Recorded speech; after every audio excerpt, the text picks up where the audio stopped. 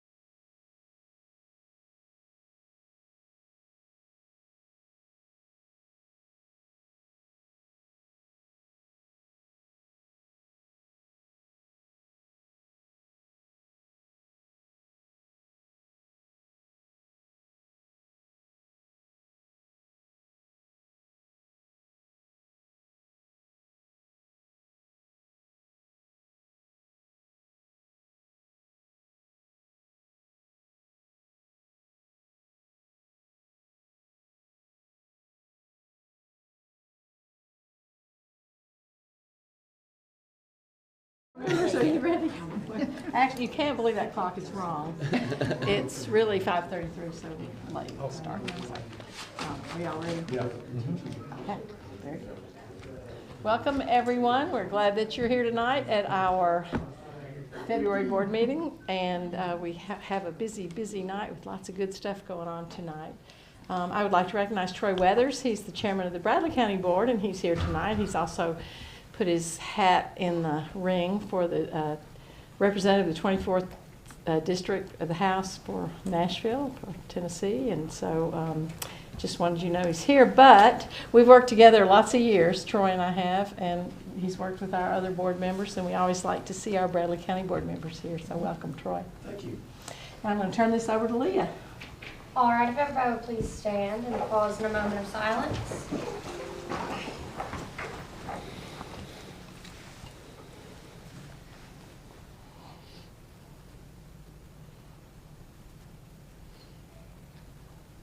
All right, if you would turn towards the flag.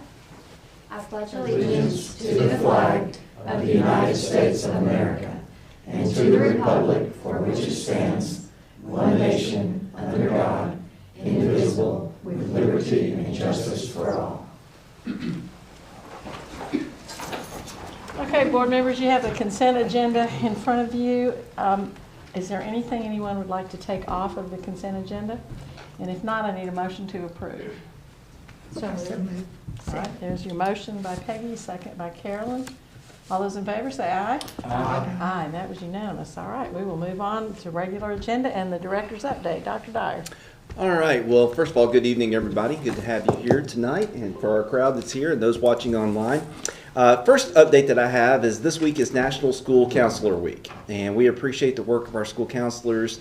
They are really, in a lot of ways, the backbone of what a school is, and their work is definitely something that we want to celebrate and to acknowledge first off, and just proud of them and a lot of the things that they do. Like I said, a lot of people don't get to see, but they do a great job working with our students, working with our staff and our community each and every day. So we're proud of them, and thanks, Ms. Bender, for being their leader in our school system and for the work you do with them each and every day as well. We do have Safer Internet Week that's now underway, K through 12 in our school district. This is something that we've been planning through the Department of Innovation for quite a while now, and those lessons started today in all of our schools. So throughout the week there will be different lessons dealing with internet safety that are age appropriate for all schools, and then information will be sent home as well. I appreciate our Blade instructors and teachers for taking on this task. And then tomorrow night we're going to have our CCS family Safer Internet Night at the middle school. Now it's held at the middle school, but just so everyone's clear, this is for all of our families K through 12 and really anyone in the community who may want to come out and learn.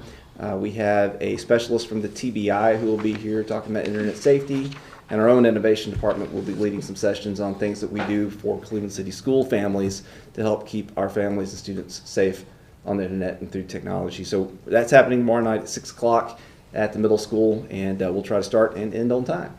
The General Assembly is underway at this time. There's a lot of updates. You get those emails from the Tennessee School Board Association, so I won't go through all those bills with you, but there's a lot to stay in touch with, and really proud of the work that Ventorez and group as well as TOS are doing as far as supporting and keeping us up to date with legislation that's going through.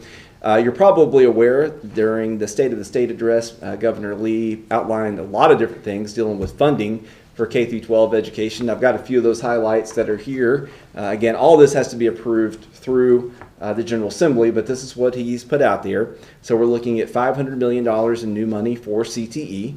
That's exciting. You know, we're all doing a lot of work in the field of CTE, whether it's Cleveland City Schools or Bradley County Schools or any school system right now really across the state. So that's very exciting.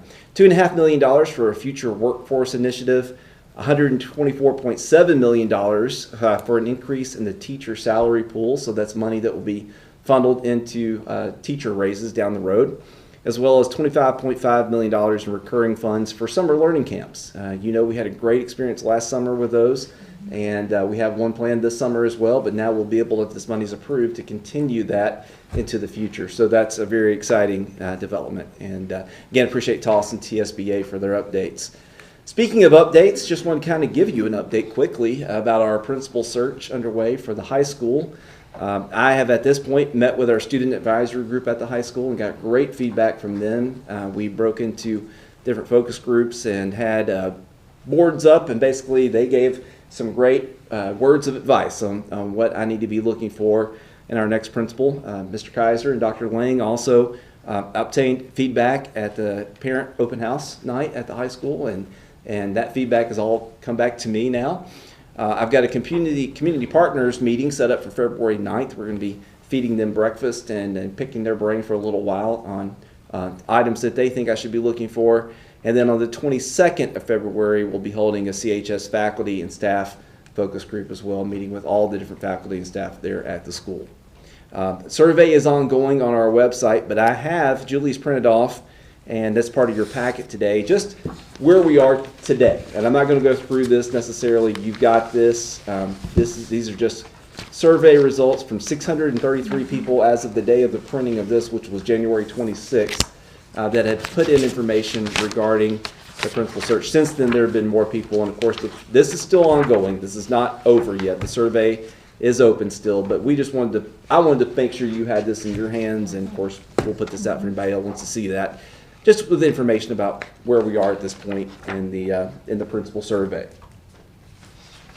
February 24th and 28th are the dates selected for initial interviews for those that have put their name into the hat for this. And then hopefully in the month of March, I'll be able to name a new principal for the school. And that's the goal. And I don't want to put a firm date on that because we want to make sure we get the right person and go through all those pieces of it. But that's what we're looking at, and that's my update for tonight. Thank you, video. Okay, we're going to go back. Yes, we are celebrating today our Board of Education and for the work that you do in our community. We know that being a board member is much, much more than one meeting a month. You're getting frequent emails from me or calls, or you're calling me. You're busy and visiting schools and being part of programs and all those different pieces. The TSBA meetings, conferences, all the different things that you're required to attend to get your points and to remain an active board member. And that's something that I know, but a lot of people in the community sometimes don't know. And it's very much appreciated. I know you had your table full of stuff today from our students and our schools and our staff. There are posters on the wall. And we really wanted to celebrate. January is the actual celebration for our school board, but it fell after our meeting, so we decided to do it today. And we really appreciate it. And we also have a video. You may have seen part of this already, some of you, but we're going to show it again just as a thank you from our students and folks in our school system.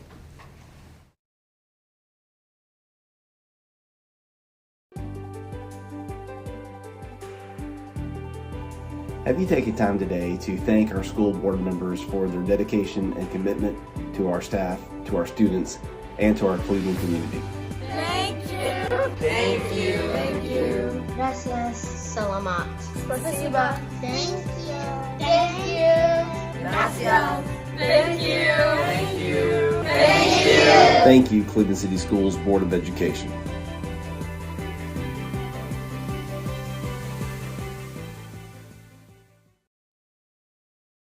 Board of Education. We certainly appreciate it, and so do our staff and our schools and our students and everyone else in the community. So we certainly appreciate you today. Anybody comments? It's pretty overwhelming. It is. And see those kids, it reminds you. Right? Yeah, that's why we do what we do. Don, it's just a real joy, being in education for 40 years, 45, and you see it from a different perspective. And I enjoy being a part of it, and the best school system in the United States. I think we got a pretty dynamic board too. You all are a pleasure to work with. Tom, you had a question. Back to the slide where it said a certain amount of money for raises Right. for the teachers. Right. Is that going to include, or Can we possibly do a little study or something to include other levels such as teacher assistants? We don't know what that means right now. To be real honest with you, we don't know what the words mean behind this. So until the General Assembly sort of defines that out and gives us a better idea of what that money can be used for, I won't be able to answer your question. But I would say traditionally the way that we've operated in this district is if one group gets a raise, all groups would get that same percentage. That's the way it's acted in the past. Now, I can't tell you exactly right now what the future would look like, but I can tell you that is the past, and that's what we would hope to continue down the road.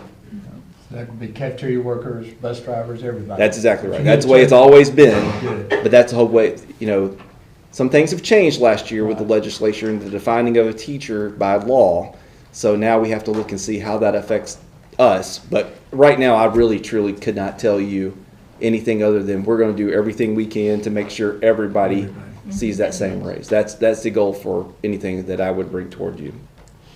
You know, a few years back, Dr. Dyer, we did a survey, the superintendent did a survey with the teachers, because there was a question about pay for our teachers' assistants or Right. paraprofessionals, and also the other people that support the teachers that are in the school.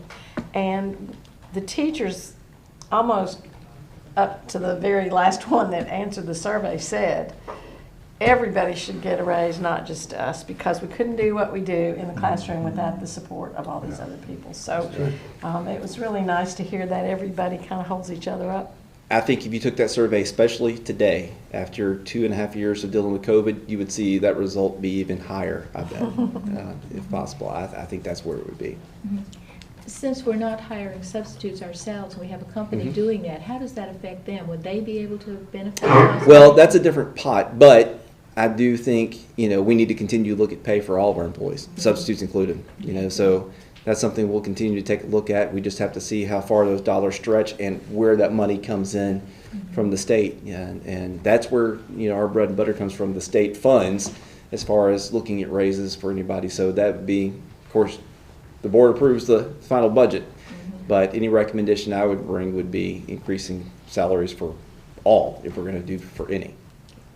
When do you think you'll If at all get possible. directions from the state where This is a long process. I mean, this is just beginning. The governor always in the state of the state will say, this is my idea, but then it takes the General Assembly. This has not gone through the committee process. I hadn't done anything. This is just the beginning. So it will be probably April or so. And we don't have to finalize our budget, though. We usually do that in March. So Our budget, Cindy and her team do a great job, and they have to guesstimate to the best of her ability, working with all the factors that we have, what the budget's going to be from the state, because our budget is due to the city before we get that, and then that's why we always go back later in the year and do a correction to the budget once we know the final numbers. But she's usually right in that sweet spot there on the budget, so she's good. She knows her stuff. Yeah, she does. Any other questions, board? All right, we'll move on then. Let's go to the director's evaluation. So this month of January, each one of us filled out an evaluation form and then met with the director of schools privately, individually, and had a discussion about the items on the evaluation instrument. And then you scored him, and Julie and I got together and put the scores together, and you see that they are on the sheet at your table. So under A, Director and Board Relations, a score of 4 out of 4. Community Relations, a score of 3.89 out of 4. Staff Relations, a 3.62. Finance and Operations, a 3.79. Instructional Leadership, 3.86. And the Director's Goals, a 3.83. Anybody have any questions about those? And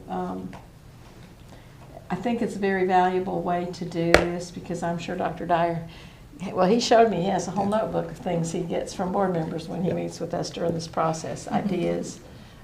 And so that's a really good way to have that. Not that we can't have that all the time, but this is an evaluation process. So thank you for taking the time out to do that. Absolutely. Board, it's good feedback. Dr. Dyer, and we will move on then. The board self-evaluation.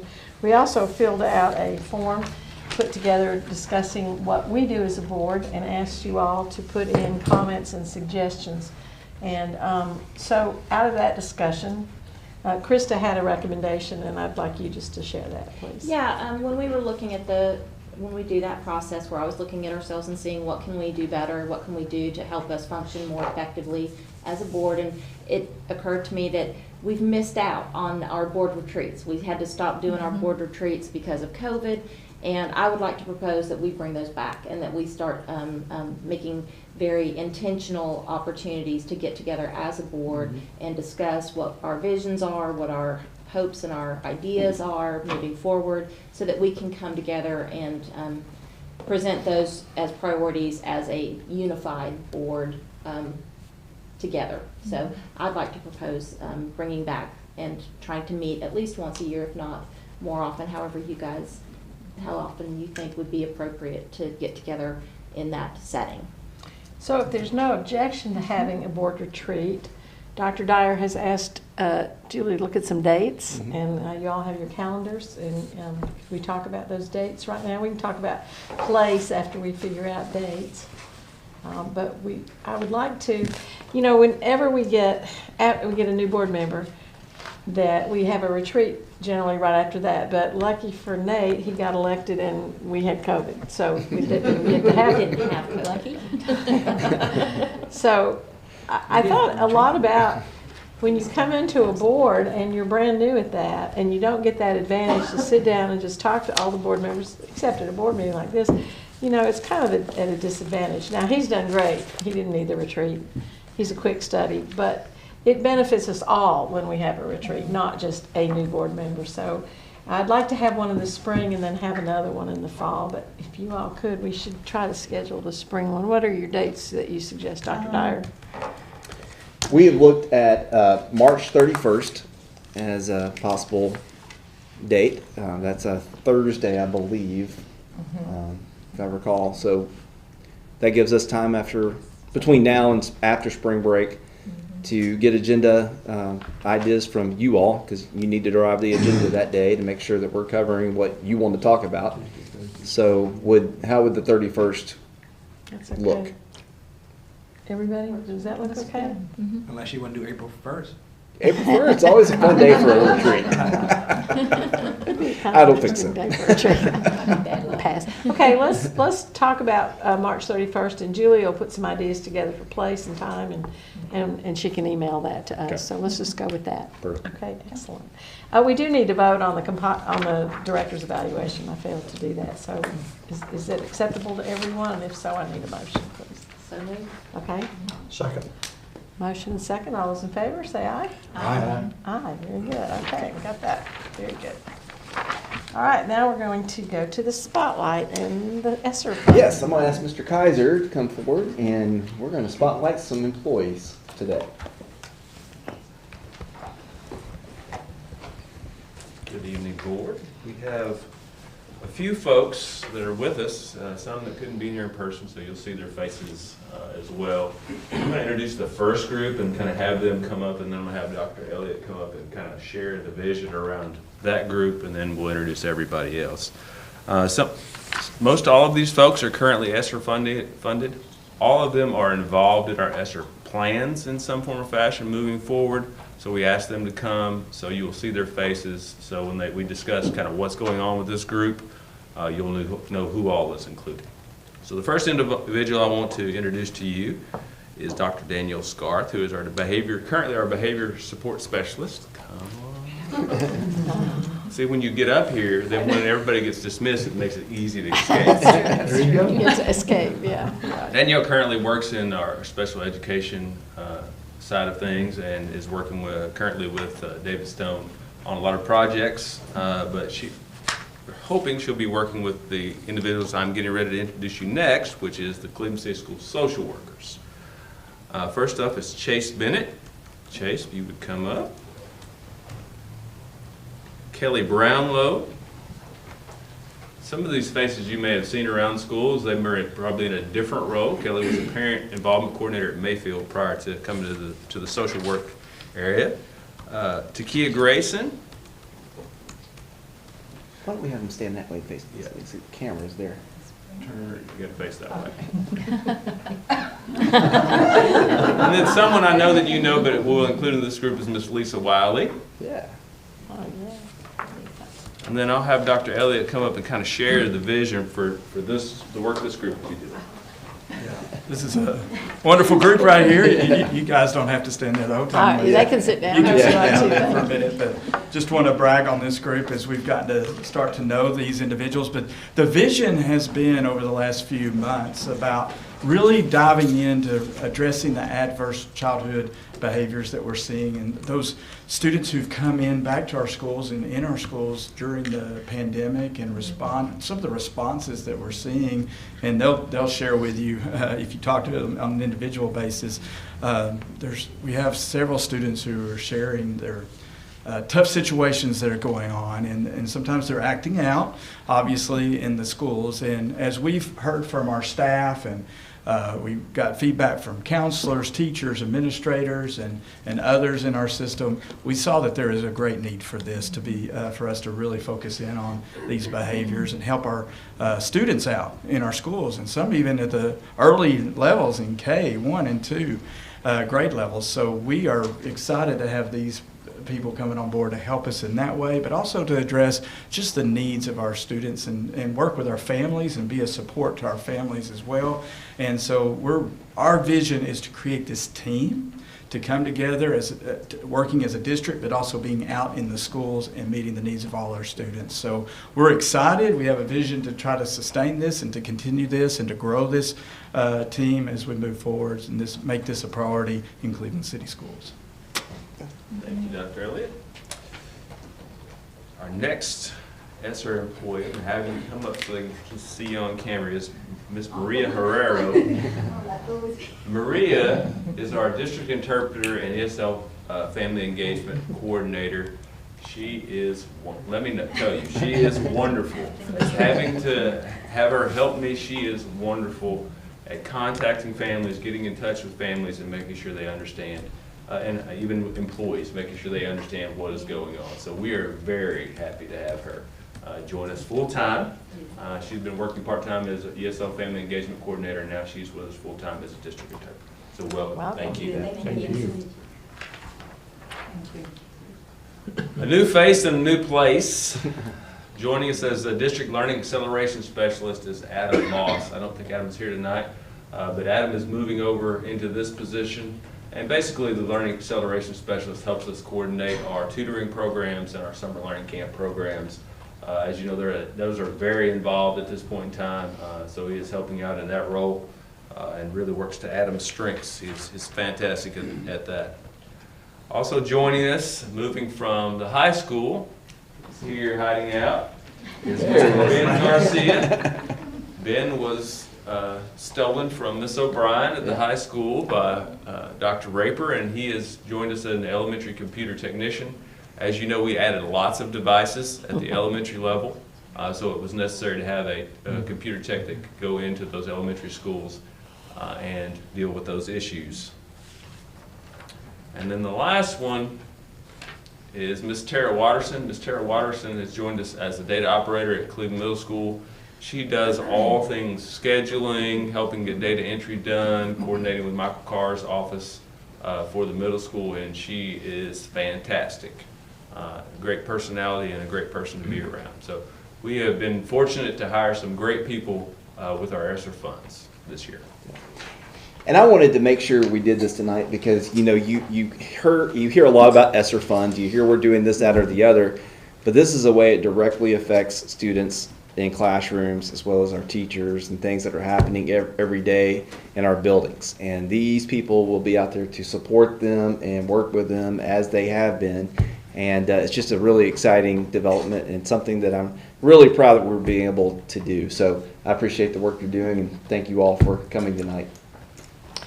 And they're welcome to leave if they'd like to. They don't have to stay for the whole meeting. Thank you. I think we got a clap for them. I know they just want to sit here all night. Thank you all. Have a good evening. Thank you all.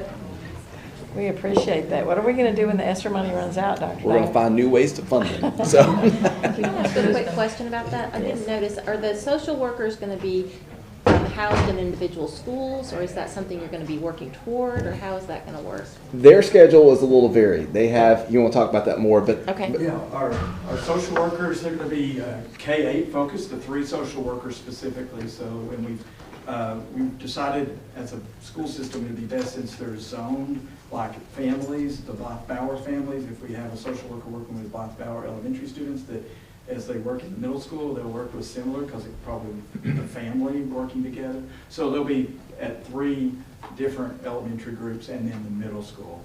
And then Lisa Wiley is going to be full-time focused at the high school and the needs of the high school. Jeff, as former principal and assistant, I like the behavior specialist. Because, yeah, absolutely. you know, when I dealt with discipline, you usually did too, and is there any way we could expand that to get, I mean, is she going to be serving all the schools, one person behavior specialist, and with the mental health issues we have? Yes, Dr. Scarth is right now focused on, through a grant that funds for special education students. And so her focus has been directly with that population. So the vision is we'd like to see that grow. We do have some funds that we're working through with Title I funds for a learning support interventionist, kind of a counterpart with the general education students. So we're in the process of doing a search for that. We've had that posted for a job, so we're hoping to do a counterpart for the special ed through general ed. But the special ed grant is running out after this year. So we're going to have to really take a close look as it comes budget season and see how we can keep someone like Danielle Scarth around, because she is doing a fabulous job. I would just like to see that expand. I mean, special ed kids are great, but we need everybody's, you know, behaviors and the mental health issues with all the kids, and that's just my opinion. I mean, that's an area we need to look at. I think. And of course, the social workers will be able to help a lot Yes. with that as well. Yeah. That's a huge part of what their component is. So we're glad to have this group here with us now. Very glad. Any other comments? Okay, Dr. Dyer, policy. Okay, my computer went to sleep. Let me pull it up here.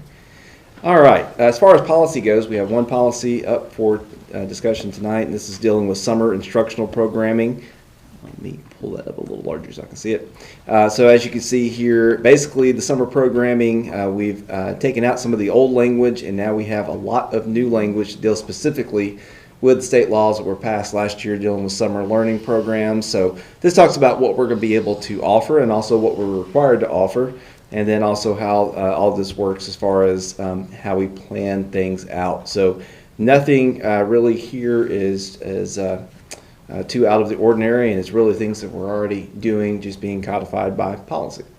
So be glad to answer any questions. Is this, I'm assuming, did TSBA help us with this, or is this something we had to come up on our own as far as policies? This would be approved through TSBA, or not approved, but recommended through TSBA.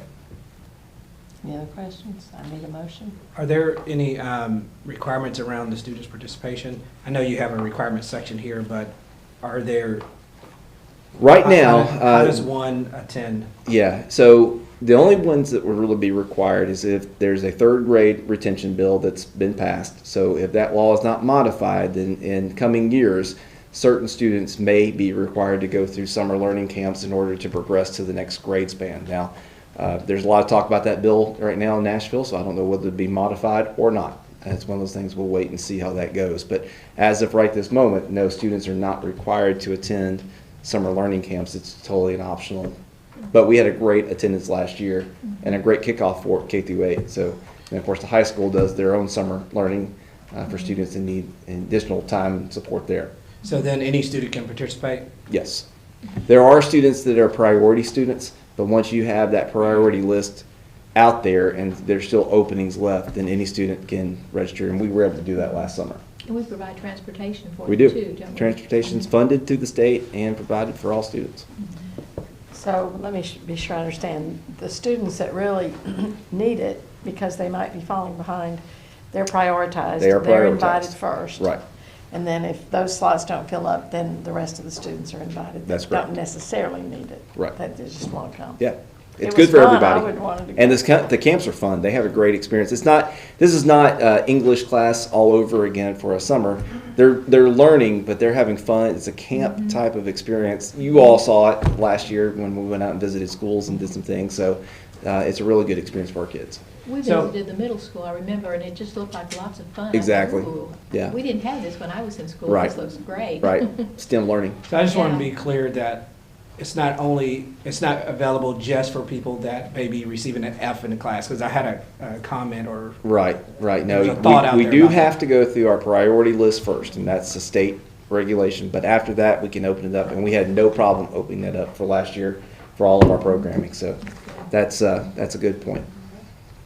But we also did not have an issue with shortage of teachers. We interest didn't. No, either, we were which in good makes it shape. much easier Yeah. Now to- we were all. I'll be honest with you, superintendents were worried about that going into it, especially being a COVID year. But we had a good amount of employees, so we were in good shape. Any other questions? I need a motion. Are we still going to have the same funding from the state to be able to provide those robust stipend, or hopefully some enticing stipends? We for will have the teachers? same funding we did last year. Same funding is available. And that's lunch and transportation. Everything's included. That's great. It is. Absolutely is. I'm gonna go. Yeah. Yeah. I know. All right, I need a motion to accept this policy, first reading. Nate? Second. Charlie, any other questions or discussion? All those in favor say aye. Aye. Aye. No opposed? Okay, very good. It's unanimous. All right, still on you, Dr. Dyer. Okay, we're going to move now to our strategic plan focus. Our focus tonight is dealing with communications, and we're going to turn to Julie Smith, who's going to give her presentation today. All right, so I just wanted to remind you guys, the strategic plan, our goal for Cleveland City Schools is that we will communicate with all stakeholders and the media through multiple effective and efficient mediums. So I kind of just want to walk through with that, what we've done and how we're going to go forward doing that. So, whenever I first started in February of 2020, right before the fund started, Facebook had 675 followers.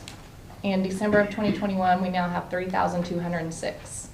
Twitter had 2,504, now it's 3,122. Instagram 1,417, and now has 2,051. So as you can see, our followers have been going up, and that's how a lot of families do communicate sometimes if they want to see what's going on. And it's not just, Tuesday is open house. They want to see what their kids are doing in class because we put their kids out there and they want to see their faces. So we'll talk about more of that in a minute. Then the app. The app was around for a while, but we decided in September to revamp the app. So we did a campaign in September of 21, and before the campaign there were 613 downloads on Apple and Android, and now there's 1,083. We plan to redo this again in August before school starts, kind of the back to school information, so hopefully that number will keep going up as we go along. So I wanted to show you, in case you don't see our page every day, or parents that are listening right now don't see our page every day. The first one is we put all of our job openings out there, and in the past 2 years, the job applicants, 51% of the job applicants have come from Twitter, Facebook, or website clicks. So it's working. It's a good thing. We're going to definitely keep doing that. The next one, like I said before, our kiddos, we want to see them out there. All the good things that they're doing from all the schools. The last picture is of Miss Sheila Webb, and that is one of our employee spotlights. And we just pick somebody in the school district that we just want to show love to and say that we see them and they're making a difference. The other one that we do is a new teacher feature, which I don't have a picture up there. So we pick somebody that's new in the district and get to know them. So the next one is Dr. Dyer gives updates sometimes, videos. During COVID, it was a little more serious, and he made sure that we were up to date on what was going on. But now there's more. He's kids on the playground. He says thank you, to everybody, and it's just another way for everybody to see Dr. Dyer to communicate with everybody. And then during COVID, a lot of you guys came in red, and community members came in red, so that was great to see y'all out there. And I just want to remind everybody, if you've not downloaded our app, please go and do so. Shameless plug. Switching from social media. ThrillShare. That is how we do our website and our app. So ThrillShare will allow us to communicate with our families in 103 languages. Now, we communicate in 19 languages, which are the ones that are checked there. So how that works, I think we've said this before, but in August, whenever they do their paperwork, they can check their preferred language. So that information goes into PowerSchool. PowerSchool communicates with ThrillShare, and that's how we know whenever we send out any of the app messages, text messages, emails, website live feeds, anything like that, whatever their native language is that they've chosen, that's what it comes to them in. So it's Michael Carr's ThrillShare and PowerSchool are wonderful people. And then I wanted to end with what we're going to do in the future. So Communication Playbook is something we have bits and pieces of this out there, but it's not all collective and in one place, and that's something we need to do. So before July is over, before the next school year starts rolling around and everybody starts thinking about August coming back to school, these are things we're going to have done on our website in one place, and all of our principals and admin are going to be up to date on it and be ready to talk to their schools. So logos and styling, which we already have, and we have it internally, we need to get that more out there to everybody, which that goes with the templates and stationery, the same thing. We need to have a more specific internal and external communication guidelines for everybody, all the district. Social media strategy and rules of engagement, once again, we have those, but we need to have that more, we need to talk about that more at the beginning of the year and make sure everybody's on the same path with that. And then media guidelines, we have that, but we want to make sure it's in the same place. So I want to end with a video about our facilities that's going to come out tomorrow, but I just wanted you guys to see it ahead of time.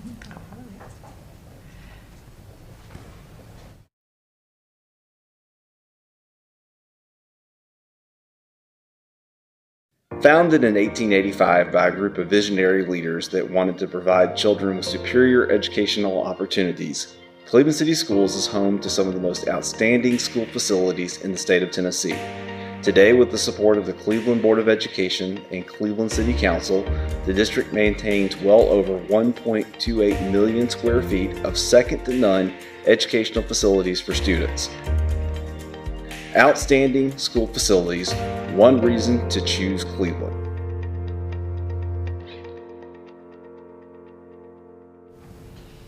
I like that 1885 stuff. That's Yeah, pretty cool. goes back quite a bit. Questions? Anybody? So you said that's going to go out tomorrow, and It what? is. It's going to go on social media and website and all the places to be seen. Okay. Yep. Julie, appreciate what you do in all this. You're welcome. You're really good with it. You're welcome. She gets to wear a lot of hats. We were talking about that earlier, from the public relations side to my admin assistant, your admin assistant. She has plenty on her plate and does a great job. Are you going to have different videos, you know, at different schools and things, like We will. every week or every month? Probably not every week, but yes, we will. Yeah, but then we have plans. It'll be fun. Yeah. Julie, where does the individual school website, where does that come in? Like how to get to it from the website? Well, I know, but who designs who it? oversees it and that It's kind of- different at each school. Sometimes it's the principal, sometimes it's assistant principal. Each school is different. Are they keeping up with it? I think pretty so. good? It's been a much better year. Yes, Good. it's been good. I like to click on those and look, and the pictures are outstanding this year. Yeah. I really, on any school that you go to. Mhm. And they're not like 2 years ago, that teacher's not even there anymore, you know. Yes, they've been updating the staff directory twice a year to make sure it's up to date Yeah. and all their pictures. They've done a great They job. do a good Very job. helpful. Yeah. They do a good job. Any other questions or comments? Thank you, Julie. Thank you, You're Dr. welcome. Dyer. Okay, moving forward, we're going to hear from one of our board members, Nate Tucker. He's going to do a presentation, and I asked him to stand at the podium and do it, so that we can all see him and bombard him with questions if we choose to. Yes, absolutely. So thanks for giving me this opportunity to chat with you today. And so I'm going to talk about a couple different things, and me as a technologist, I get to have my hands in a lot of things because technology does a lot of things for a lot of people. And that's the premises, or the premise of what I'm going to talk about. So thinking about strategic focus, I'll do this, Cody. Or do I get it? Thinking about strategic focus, why now? I've only been here for about 18 months, and if many of you will think back over those 18 months when I started, I've asked a lot of questions. I've probably wore Dr. Dyer and Don out quite a bit with the questions. It's okay, because that's how you learn. You ask questions. Yeah. And so over the course of that time, as well, I've been in communication with each of you about these ideas that I'm going to talk about for strategic focus.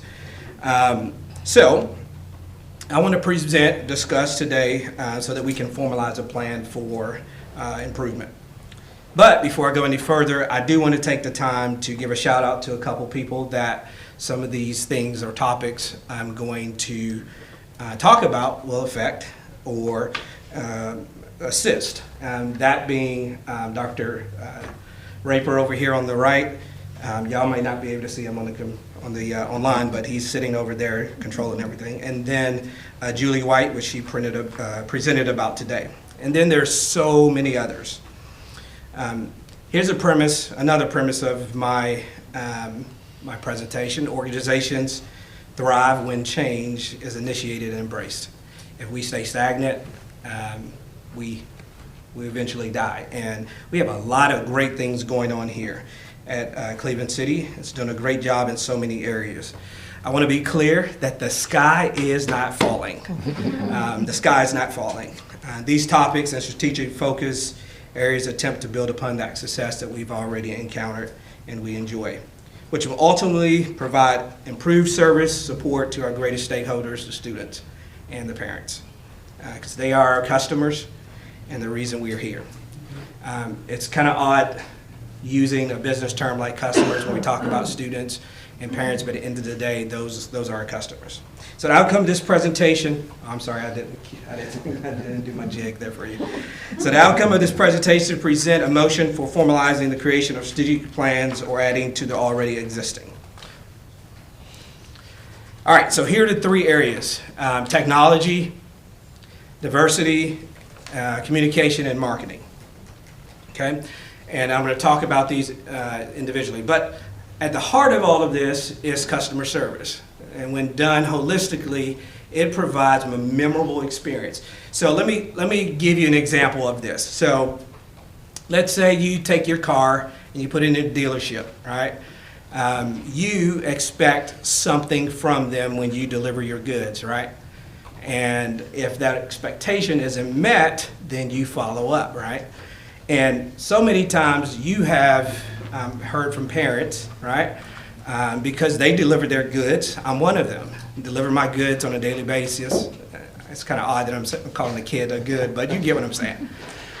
Deliver my goods to the school, and then they, in turn, do their thing, educate, provide that customer service. And when things are going great, we tell them. When things are not going great, we also engage in there. So the ongoing question for customer service is, how do I want to be treated or cared for? Then I'm asking that we shift those expectations to you and provide that same level of customer service. It's just simply the golden rule, right? Treat others as you want to be treated. And these three items that you see here that I talked about for strategic focus, technology, diversity and communication marketing, they're interdependent, with the core of customer service being at the heart of it all. So what are some customer service relationships look like? As you'll see here, teacher to student, teacher to parent, CCS or Cleveland City to students, Cleveland City to parents, Cleveland City to partners, Cleveland City to public, Cleveland City to Cleveland City, and then so many others. And those are just a few that I listed there. Each one of these relationships are important, and the three strategic focus points can improve them even further. As I talk about the three topics, keep the foundation element in mind, which is what? Customer service, right? So let's talk about technology strategic focus real quick.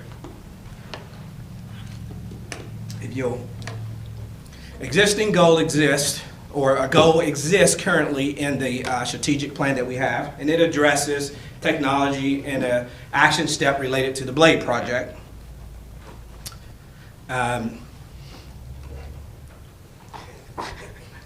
I was having him adjust the temperature. Yeah. Oh, okay.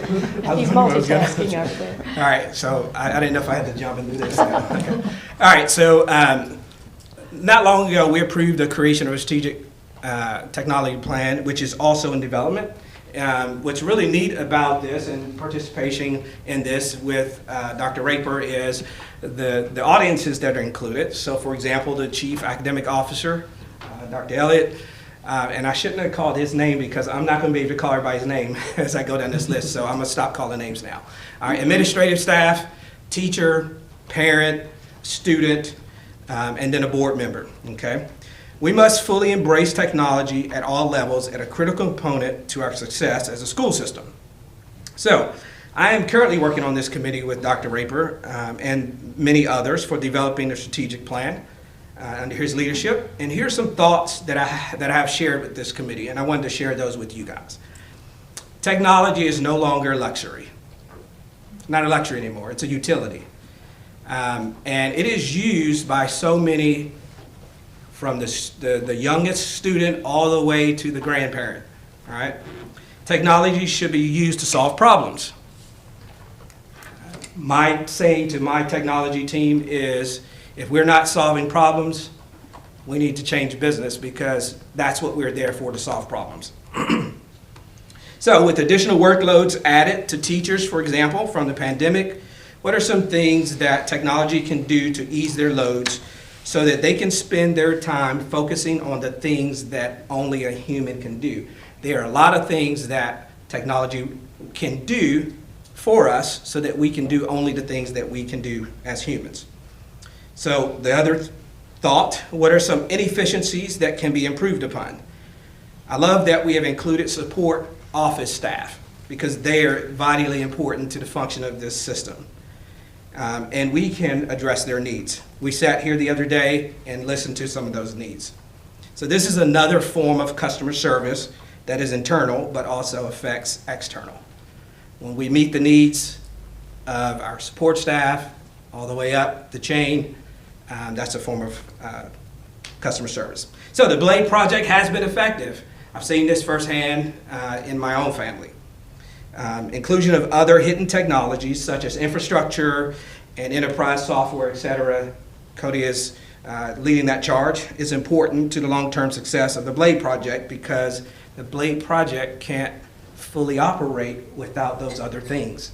There's a lot of things that you see or that you don't see behind the scenes as regarding technology that makes the technology that you do see run. For example, these laptops, you're connected to the internet. Well, you know, it's not like your cell phone where it just connects to a cell phone tower.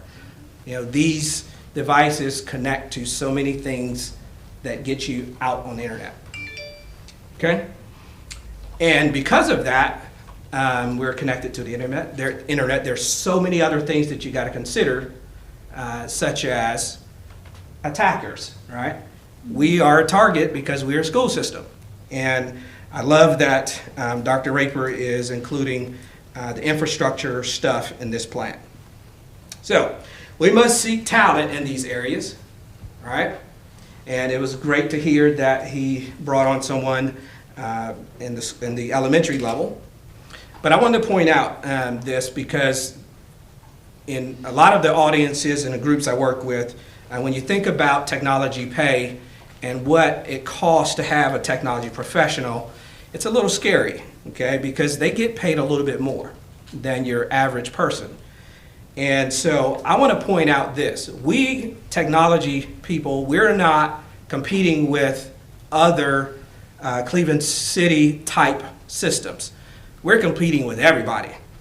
Every business has technology professionals. So if there's a need where Dr. Raper comes in and says, hey, X, which affects funding, right? And I don't know if he would actually do that directly to the board. He's not supposed to, but you get what I'm saying. There may be an extra amount that we have to pay and consider because we're not competing with just school systems. We're competing as a school system with M&M's, Life Care, Walmart, any other business because those technology professionals are there. So we must seek talent in this area and possibly look at pay scales a little differently for that. Diversity. We have an existing goal wrapped up in the strategic plan. It says to provide a diverse, high-quality educational staff in our schools. So those goals mainly focus on education, and that is a segment that is gaining a lot of ground. We've done a lot of work in that area. However, there is another segment that I believe should be included. And so before I talk a little bit further, let me explain a definition as I see it that I've found and love, and it's from the American Association of Colleges and Universities. They define diversity as individual difference. It could be an example of personality, learning styles, and life experience, and group social difference, race, ethnicity, class, gender, sexual orientation, country of origin, and ability, as well as cultural, political, religious, and other affiliations. That's how they define diversity. I realize that there are concerns in this area about how to proceed, but in my discovery, I reached out to TSBA and asked, what do we do if we want to have more diversity? And they suggested that we start with a strategic goal. And we have a strategic goal that focuses on the educational staff, but I'm asking, okay, we need to expand that. So I did a presentation not long ago on diversity, and I used Delivering Through Diversity report by McKinsey and Company that was done in 2015.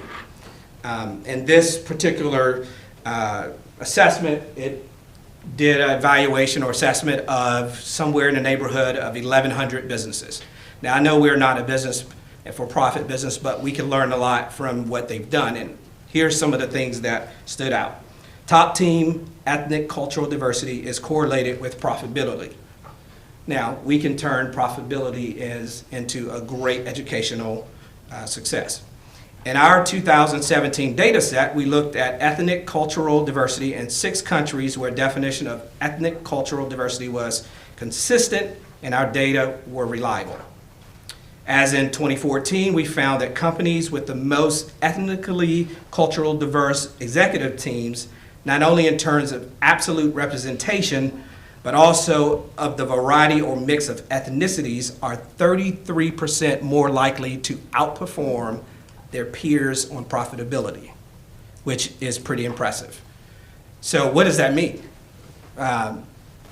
You have diversity at the top all the way down through your organization, and you thrive more than others, okay? So I have a lot of things around diversity. I'm not going to read that to you today, but I just wanted to point out that fact there. All right, moving on to communication and marketing. There is an existing goal, as Julie mentioned, in the strategic plan, and that is, again, I just copied and pasted for the goal. Cleveland City Schools will communicate with all stakeholders and the media through multiple effective and efficient mediums. With education and vouchers constantly being discussed, I believe that we need to proactively communicate, market our product service. We have a good product, we have a good service, and we need to wrap a strategy around that more effectively, okay? You could do this thinking about what I was saying for customer service, and then some of these other strategic focuses. Increase the use of technology to solve communication gaps, thus providing greater customer service. So the goal in a strategic plan, I believe that it needs some adjustments on this side of the pandemic.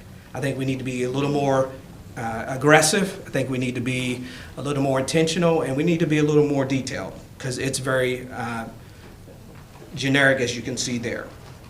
So ideally, I would like to see a strategic communication marketing plan that includes a couple different things. And by the way, this is, again, when I met with Dr. Dyer, I mentioned these things to him, so I don't want you guys to think I'm just randomly throwing these things out of the air, okay? Intentional marketing about Cleveland City that communicates about why we are a legitimate option at all levels. Families do have choices, and this can be accomplished without downplaying our other public and private options. We don't have to compete directly with our other counterparts, but we can market, communicate better about a product that we do have, okay? After all, those not in the Cleveland City system, they are family friends, right? We work with them, we go to church with them, we play with them, we love on them. And some of them are probably, sitting around our tables at Christmas and Thanksgiving, right? Marketing geared towards not just middle school, I think is important, because elementary families can further support what we're talking about here. And as students matriculate through the system, a consistent message like, here's what you can expect at Cleveland Middle and Cleveland High, and starting that at the elementary school. So again, I'm not talking about communication and marketing to the public in of itself. I'm talking internal as well, and having efforts made for that. So, my personal experience, I've got an elementary student. I learned about Cleveland Middle when she went to Cleveland Middle. I know a little bit about Cleveland High because I'm on the school board, right? But if I wasn't, would I have learned that?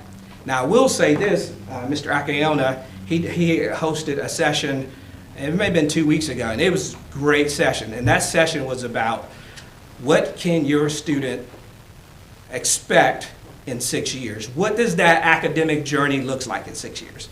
And I'm saying we don't have to do it at that level, but let's start a little early, because she's not, oh, there she is, the lady of fierce pride, right? Let's get that fierce pride, that fierce Raider pride started in elementary, right? And families should, from my perspective, find it difficult to leave our system, whether they're in the elementary, middle, or in high school. And why is that? Because we have a great product. And I don't know that everybody fully understands or knows about the product that we do have. So again, improved communication to all key stakeholders, strategic location to find communication previously sent that can always be referenced and always marketed as the place to get information. So for example, how many of you, and this is not, I'm not asking you to answer this, but how many of you heard from someone that says, hey, I didn't get information about X, even though we know many times that email was sent, or that social media post was sent. But having a place where you can always go and get any kind of communication, I think is important. Technology can solve these things that I'm talking about. So again, what if we made it extremely difficult for someone to leave Cleveland City Schools due to our exceptional customer service littered throughout the entire system? Using these three components. There's others, but these are the three that I'm more passionate about. We're doing a lot of good things. Let's wrap a strategy around it and formalize it with a strategic plan. So, here's the ask. First, I say, let's expand the scope of Goal 3, diversity. In addition to existing educator goals, include goals specific to diversity in the top leadership team all the way down. Second, expand the scope of Goal 4, communication. And Julie mentioned some of the things that they're talking about. Create a formal strategic plan that's specific in more detail than our overall system plan, or add to it. Add a marketing component. And honestly, we probably should perform some type of analysis in all of this from a third party, because we're living and breathing it all the time, so sometimes we miss things. So there's a high probability there will be a need for additional personnel, and I want you to think about that as an option and not shut it down because it's more money. So that's my thoughts. That's my presentation. Any questions? Nate, I like what you're talking about with the younger. I know Rennie Whitbarger is taking the CTE to the elementary schools. Like you was talking about, I mean, Rennie said the feedback they got from parents of the elementary kids, what they could possibly take one day in career technology was amazing. And I didn't know Rennie was doing that. Yep. Visiting the elementary schools. It's usually, we go down to the middle school, but going to the elementary school, you can take aviation, robotics, culinary arts at the high school, and And Rennie told me it created a lot of interest. Is that what you got, Dr.? Yeah, and that's part of our strategic plan is was expanding CTE Yes. options to K through 8. So that's exactly That was amazing, what I thought. what But we're doing there. I That's agree good. what you're talking about, from elementary, not just middle school and high school. Did you see on our social media, Principal Persavia Croft from Black Bower sent teachers over to the high school? Yep. And they were amazed, but I talked to her out here before the meeting started, and she said now these teachers want to take their fifth graders over there. Instead of just the teachers visiting, the handful, let's take our fifth graders over to the high school so they can be looking forward to what's Yes, out I mean, there. that's- Because what the teachers did this time was took pictures and took them back to their students. And so I felt that was a very good idea on her part. So to have that in a plan, strategic, you know, their plates are so full, our principals, and they can't focus on everything. There's just too much. But if we had a plan that guided them, I think that would be I think so too. helpful.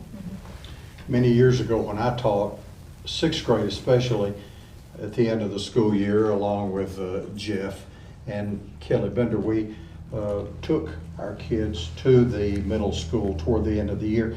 And it opened up a couple of avenues. One was a little bit of dread, you know, going into the big school with the bigger kids, but at least they knew where they were going the next year. So it opened up that little bit of being afraid of going into a new building. So, yeah, we have to open doors for them and then sometimes encourage them to go through the doors. Yeah. But that was a good policy. I'm sure they're doing that with fifth grade now. Yeah.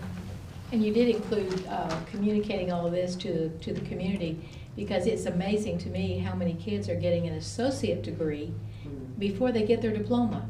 How many do we have this year? About 15 or 16. 15 or 16, that's amazing. I wish we'd had that when my kids were in school. Yeah. I still have some grandkids, and maybe they'll be able to take it. But when you count also the number of kids that are taking the dual enrollment and dual Dual credit enrollment. classes, that number is Yeah. even higher, way, Yeah. way higher, way Yeah, higher. they're And going they to Cleveland State, they're going to Lee University. You know, it's amazing. Right. And I'm not sure that everybody knows about this. Yeah. So do you have a plan, Nate? Do you have a motion, something that you would like for the board to consider? Well, I would approach this similar to what we did with the technology strategic plan, and that move that, well, first, before I do that, let me ask your thoughts before I do that. Do you think it's best to expand existing goals in the strategic plan or create a strategic plan specific for each of these? That's why I gave I'd both like to options like ask that. Dr. Dyer's ideas on that. Yes, what are your and hear thoughts? what he says. I kind of wonder if we take this and then, and this is just my thought, you know, take it to the retreat and flesh this out even more, because I do like the way this direction's going. And I think there's things that we could flesh out that day that could get us moving forward. My initial thought is, for example, just taking the communication plan, the marketing plan that was developed when I first got here is now out of date. You know, we have accomplished those things. So it is time for a new communication and marketing plan, and I think one is needed. And I'd love to be able to sit down and talk longer than we have in a board meeting about that, just to flesh that out and figure out exactly what do we want. There are groups that can come in and do those kind of things. The National School Public Relations Association, for just one example, they can come in and do and work with us as a team, and there are other organizations local too that do that. But that's an idea that I have. Of course, the board, it's up to you what you want to do as far as that goes, but I think that's definitely worth us digging our teeth into these things more. So, I mean, that's in line with what Dr. Dye and I talked about. We didn't necessarily talk about the board meeting, but the motion really isn't about giving all the details. The motion is going to be about formalizing the plan of action to create these. If that makes sense. So that's a motion. Yes. You would like to formalize it. Do you want to add to begin those discussions at a retreat? We can. That's not. I mean, that's great. Sit around the table and Yes. chew the fat kind of opportunity for the board, you know, so that later the ideas and the motions can come out of that. But with Dr. Dyer's input and Dr. Raper's perhaps and Dr. Elliott's, whoever, is important to that process. Yes. The retreat would be the perfect time to flesh that out, so. Not opposed to that. I'm just happy to see movement. Okay, so that's your motion? That's my motion. Is that clear, Julie? Do you have that? Can you read the motion so everyone's clear on that? Motion to formalize the plan of action to create these 3 points at the board retreat. Does that sound good? Okay. Are we saying actually- the 3 points it's under actually- the communications, or are we including the diversity as well, or are we breaking those apart? Well, my motion doesn't include technology because that one's already been voted on. So it's Okay. just the two, diversity and communication. Communication mark. Okay, that's why I wanted to make sure we're all clear on Yeah. what was being voted on. So there's no need to vote on the technology because it's already in process. So we're voting just to kind of try to develop it and put it in. Right, to where- talk about it To and- talk about it and how to understand exactly what's going on. To flesh it out, since we don't have one. Right. That will give us the opportunity to see what we want as a board, how we want to direct that. Which is what we did for technology. So. Is that clear? Okay, Nate made the motion, is there a second? A second. Carolyn? Do you have any other questions for Nate or Dr. Dyer? And this looks good? It does. This No, I work think for it'd be a you? good discussion at a board retreat. So we have the first two topics now. I've got a quick question.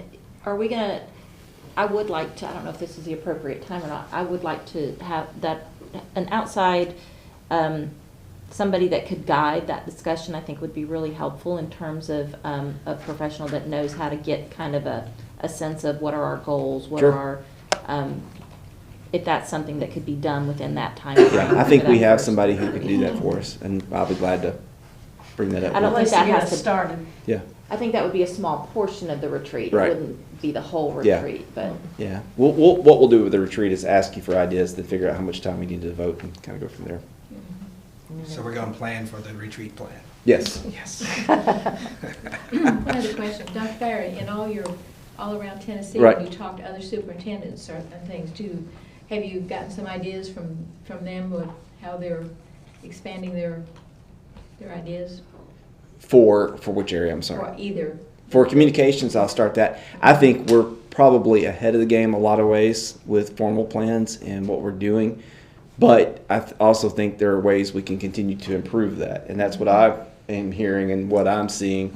How do we take what we're doing and go to that next level with it and communicate even better with our community?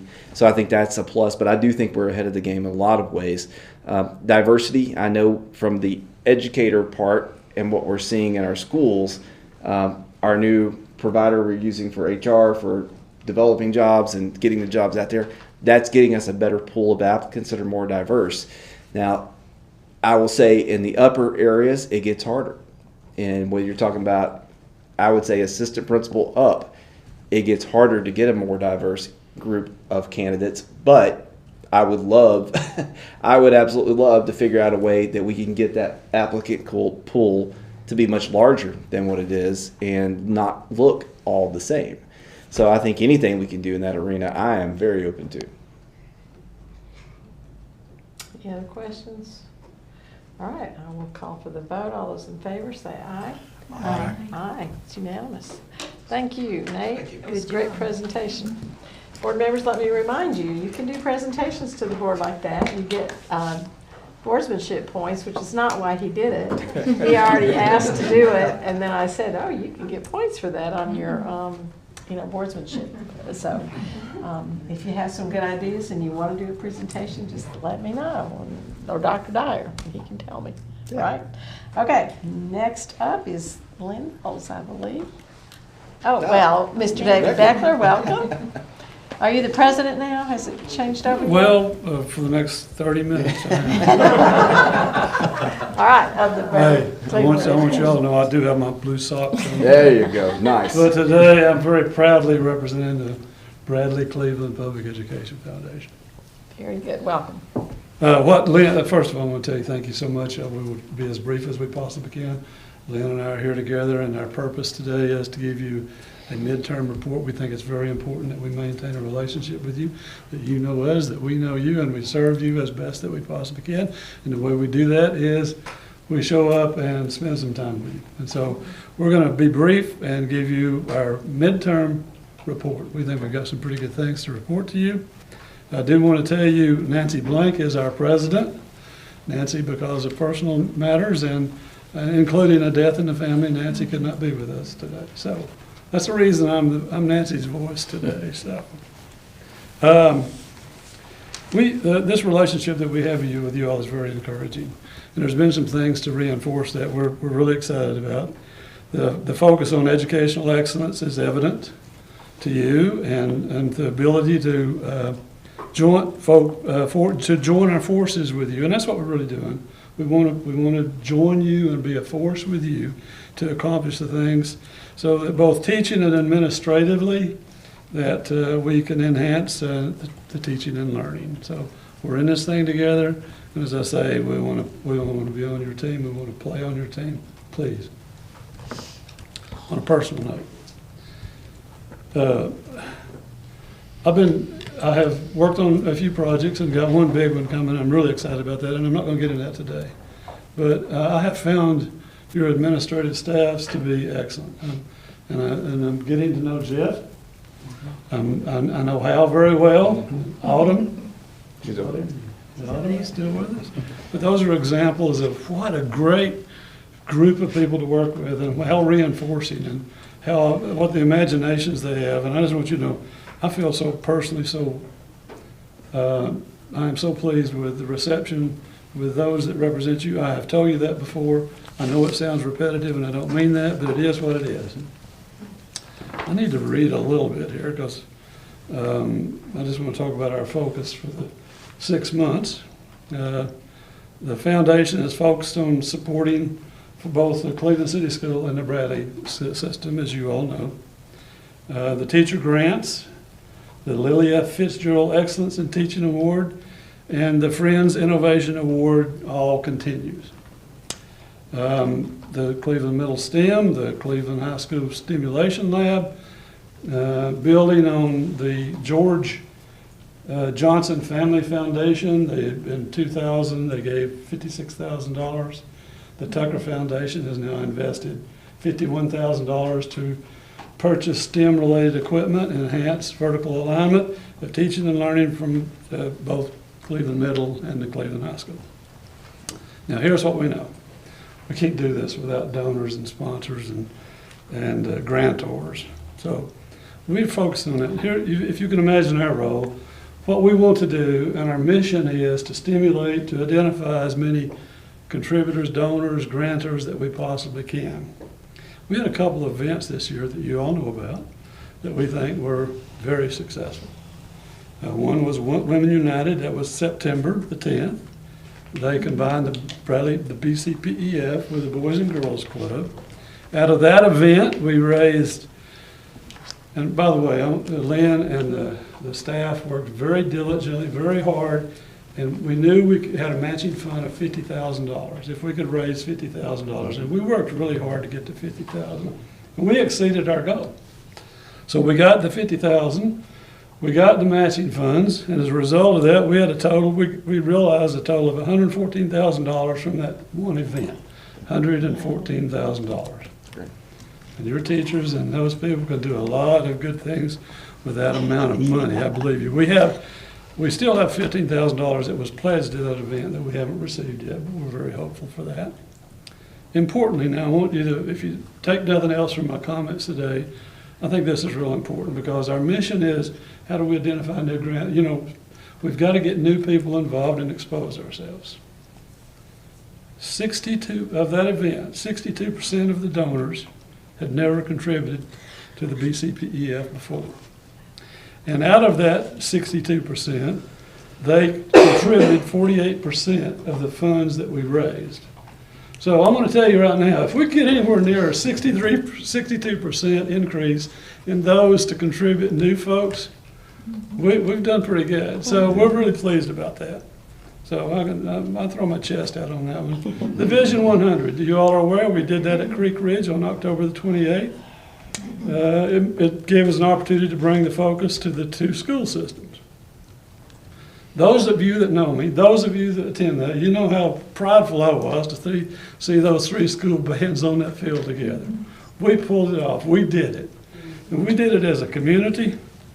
And I can't tell you, and I will tell you, hanging on my wall at my home is that beautiful picture of those 3 bands on the field. What an image. What a tremendous image. That's awesome. That night, we ended up with 150 people, which is a significant number above the normal we get at Vision 100. And truly, overall, the event was very successful. We accomplished the things we set out. And there's some individuals in here that's sitting at your table tonight was very instrumental and supportive of us in that process. And I want to say, you all know who you are, and we want to know if you appreciate it. Thank you very much. But the presenters that talked that night, those of you who were there, and most of you were, they talked about, as you remember, the value of public education. And I want to tell you, something happened that night that made me appreciate and understand that this worked. We had school teachers approach us that night that were invited. And because the facility was larger, we were able to invite more people than we normally did. But they came to us, and it was surprising. But they said, we didn't know that there was someone else in this community advocating for public education. And that was our school teachers. So we know by that, we're not as known as we should be. There's lots of opportunity to grow it. We want everybody to know that. We want everybody that lives here to know that. So we were very pleased with that. Also, just to throw some names, the First Horizon and the Bank of Cleveland supported financially the event. We had some batons that we were going to auction off somebody to be able to play Rocky Top, but the storm would not let us do that, so we auctioned off some batons. We raised some money, and as a result of that, we were able to. We gave the 3 bands $12,000, $4,000 each. And that's money that was for a good cause. So that worked very well. We're very proud of it. An interesting thing, a little tidbit about happened is in looking at those who gave, there was a couple of individuals that went to the Women United event and gave a significant amount. And those individuals also went to the Vision 100, and guess what they did? They gave again. So there's some special things that come out of this. This Vision 100, pretty promptly after that, we've collected $66,000. That did not include the $12,000. So that event went very well. And as I said before, there's those of you that when you personally support us, that's visible. It's very visible. It's appreciated. You're making a difference. Thank you very much. Lynn is going to come up and talk about the telemedicine program. David? Yes. Last board meeting, I think it was last week or 2 ago, Jim Burton came. Yes. And you were here, Lynn. Right. And he got the check, and he was so happy with that money. And he was thrilled with that framed picture that y'all gave him. So I'm sure you did it for all 3 bands, but I think the band directors really appreciated the money and that included them, and Jim's saying we'll hang it in my office and everything, so thank you for that. As you all know, none of us get paid. You know what goes on. But if all the things that I have done that related to this school system, these school systems, just that one night, and seeing those faces and being able to do for those bands, that's more payment than I'll ever deserve. Jim Bird was thrilled that night he was here. Yeah, big deal. That was awesome.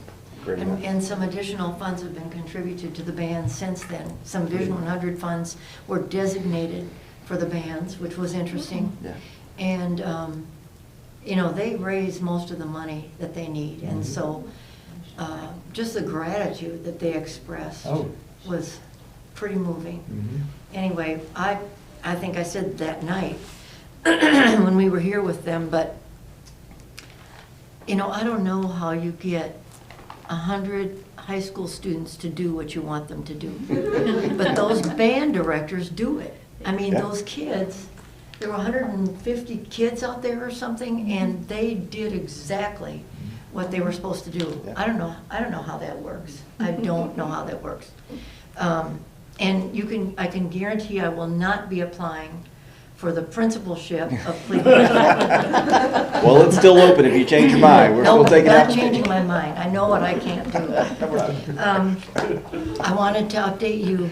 Just a couple things. Telemedicine is one of the things I wanted to update you on because something has changed with that. And so I thought I'd give you firsthand what we're doing and what the plan is. Since 2014, as you're aware, Erlanger Children's, United Way Health Endowment Fund, and Coordinated School Health worked together, collaborated, some of it through us, but really they were the movers and the shakers, to put telemedicine equipment and service in every single school in Cleveland and Bradley County. Since 2014-15, United Way Health Endowment Fund has invested $416,000 in that program. Erlanger reported an investment of approximately $150,000 each year. I can't document that because we don't have access to those records, but that included connectivity, included the salaries of the nurse practitioners and that sort of thing, and a coordinator. And so if that's the case, their investment would have been $1,050,000. So that's pretty significant. In December 2021, Erlanger terminated this partnership, citing cost and change in priority of focus. And so we began working together, the Coordinated School Health Group, myself, United Way got with us, the two directors got with us, and we started saying, okay, what can we do to retain this incredible service?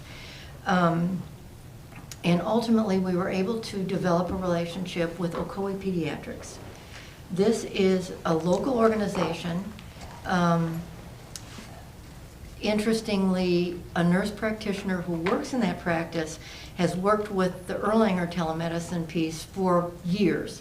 And so she knows all about it, she's familiar with it, and that was very helpful. But another interesting fact is that Ocoee Pediatrics is owned by Angela Coates. Angela is a 1999 graduate of Cleveland High School. She is a pediatric nurse practitioner. She's from a long line of great medical people and great educators. And so in talking to her about this, what precipitated her interest, why did she really jump at the chance to be involved? She said, I feel thankful to be able to help our community, and the underserved children of this community are my passion. And we are so lucky to live in Cleveland. I love that. You may remember her mother-in-law, Sylvia Coates. Oh, yes, we Sylvia love apparently was, before my time, was a basketball coach at Cleveland High School. And then, of course, she worked at the Denning Center forever. Well, I knew her at the Denning Center, and she wrote, every year, she wrote teacher grants and was just on our case for support for those students, and she was a remarkable person. She is also a Lily F. Fitzgerald Excellence in Teaching Award winner. So, you know, this is gratifying, is it not? It is. Anyway, we're very pleased. This relationship also will facilitate a medical home for kids who need it, because they are very open to new patients, but also to patients who have no insurance and cannot pay. There's no question about that in their minds, so that was very gratifying. I want to thank specifically the Coordinated School Health staff. Laura Hudson, Karen Slater, Tabitha Payne, those three people work without boundaries, and they work together. They are amazing, and I am so grateful to know them and work with them. I would say that the nursing, all of you and the Bradley Board put nurses in every school, and that is not something that's been reimbursed. You do that because of your commitment and because you see the need. And these nurses see 135,000 to 150,000 visits every year. Dawn, I couldn't believe that. That is staggering. From someone with a medical background, I don't know how they do it. And the acuity in the students is increasing. Their medical problems are increasing, and they're right there. So we wanted to retain that telemedicine service for them because it's extremely helpful. All right, that's telemedicine, and you can ask some questions about that if you want to. Excuse me, but I wanted to mention, Nate, you said customer service should produce a memorable experience. A few minutes ago you said that. Do you remember? Okay. Well, I was talking today with one of our my employees, and I said, best practice in 2 areas is my passion. I will not compromise in 2 different areas.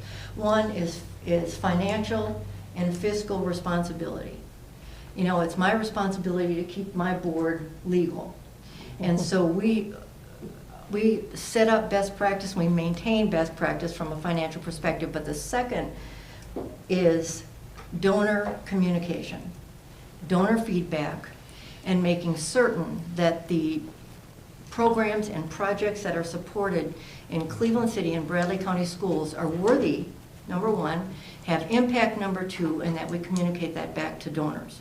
Well, David mentioned teacher grants and also new donors to BCPEF.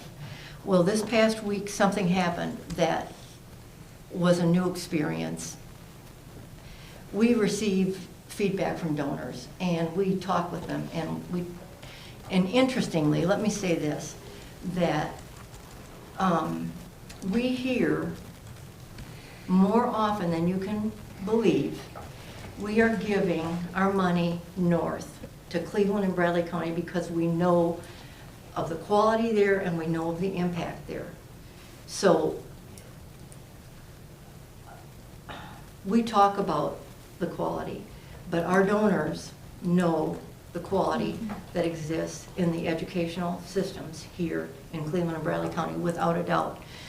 But some new donors at Vision 100 this year, they had never been to one of our events before. And interestingly, they were invited by one of my employees.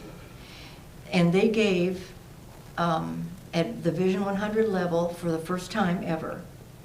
Well, as you know, we assign donors to teacher grants when we award them. And so this couple was assigned to a teacher grant at Cleveland Middle School. And the teachers learn who those donors are and immediately, well, supposedly immediately, send a thank you letter. Well, these teachers did. This team of teachers immediately sent a thank you letter. Well, my employee got a call from this couple, and they were incredibly moved, almost in tears, because these teachers had also taught one of their children through a very difficult time. And they said, and I quote, "We feel better about this donation to BCPEF than we have ever felt about any other gift we've made." Now that is gratifying. And that's what we want to hear from our donors, that they know of the quality of Cleveland City schools and Bradley County schools, and that they are confident when they send their kids there that they're getting a great education, they're getting the best of the best in terms of teachers. And we know that, and you know that, but we are constantly telling that story, and so I want to reassure you that that message goes out all the time. That's what BCPEF is about, connecting donors and projects. You know, the amount of money that comes through BCPEF can't compare with the ESSER funds. And it can't compare with the, I'm talking about amount, it can't compare with the Tennessee BEP funds, right? However, you know the term lagniappe, and it's an extra opportunity for people to invest in not just the schools here, but our community. And we know that with great schools, we have a great, prosperous, healthy community. And that's the message that we send out over the airwaves every single day that we're in business. One more thing, and I'll turn it back to David for just a minute, but I was able to participate with the Education Foundation subcommittee that talked about BEP funding over the last 2 months. And there were 8 chosen from the state, and I was one of them. Maybe only 8 volunteered, I don't know, but at any rate, it was an interesting process. I listened to the other members of that subcommittee and what their priorities were, and not being an educator, my priorities were what I've just been talking about. And I want to see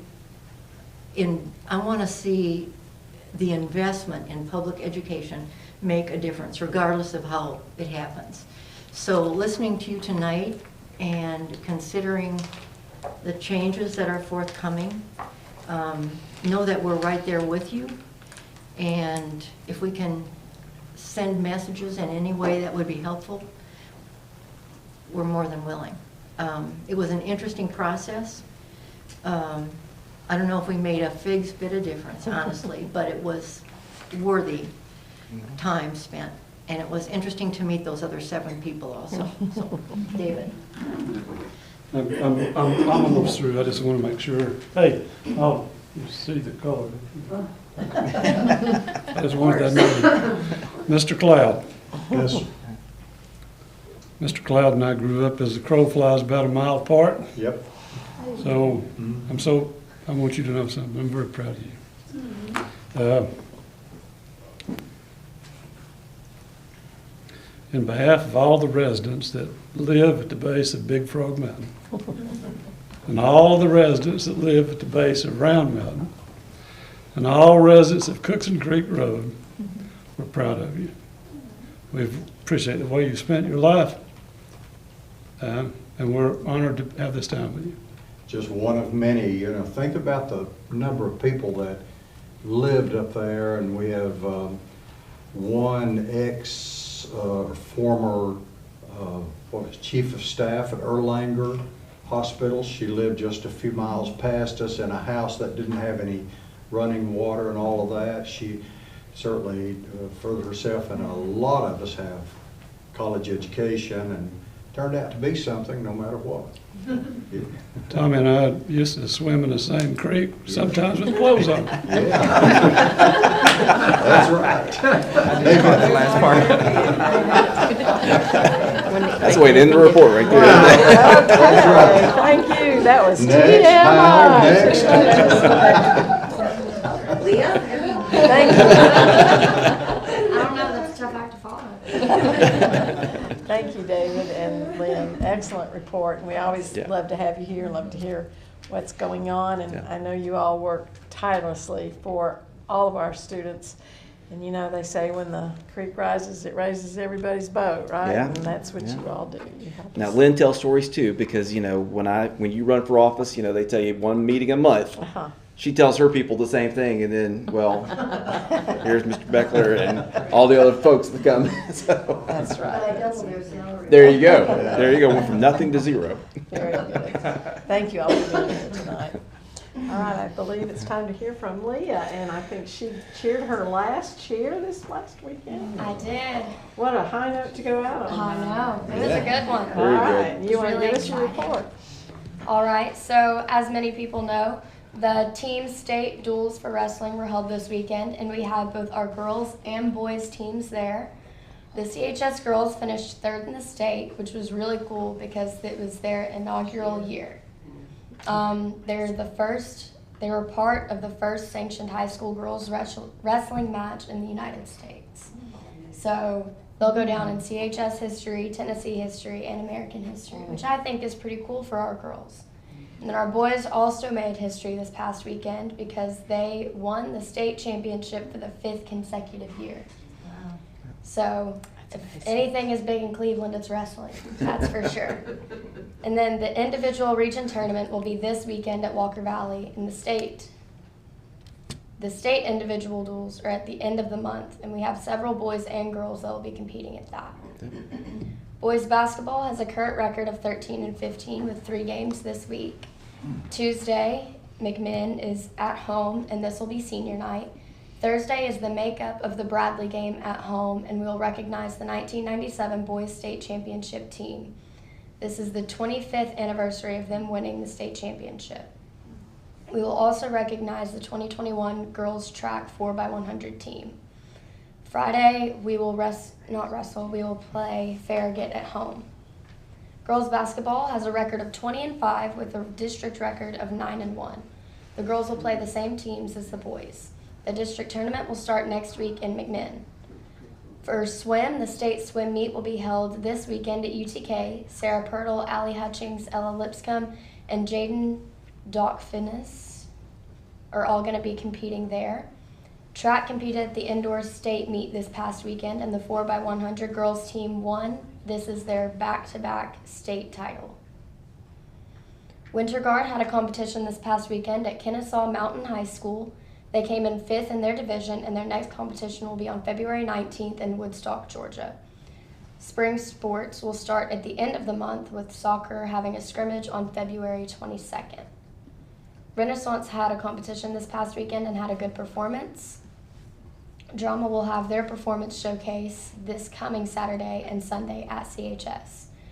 JROTC will compete in the Olympic drill competition on March 5th in Rossville, Georgia. They will compete in drill, marksmanship, fitness, and academics. As of now, 18 schools will be competing. It's also Cultural Awareness Month at CHS. Every morning during the announcements, we are recognizing a different influential person regarding cultural awareness. We will also have a cultural celebration day on February 25th. And that is what's been going on over at Raider Drive. Wow. Good stuff. Phew, makes me tired just listening to it. Very good. Anybody have any comments or questions for Leah? And Charlie, I think you're part of that 25-year ago championship. A long time ago. You were the assistant coach, and Ray Grant was the coach. Is that right? That's right. All right. So you're going to be there, I suppose. Big excitement. It's going to be a good night, and we're going to beat Bradley that night. We do still compete. We love each other, but we still have to. That's right. That's right. So that'll be something to look forward to a lot. Thank you, Leah. Okay, director's goals, Dr. Dyer. Okay, you've received those, and of course, this is approved by the board and by me. It's a mutual thing we have here.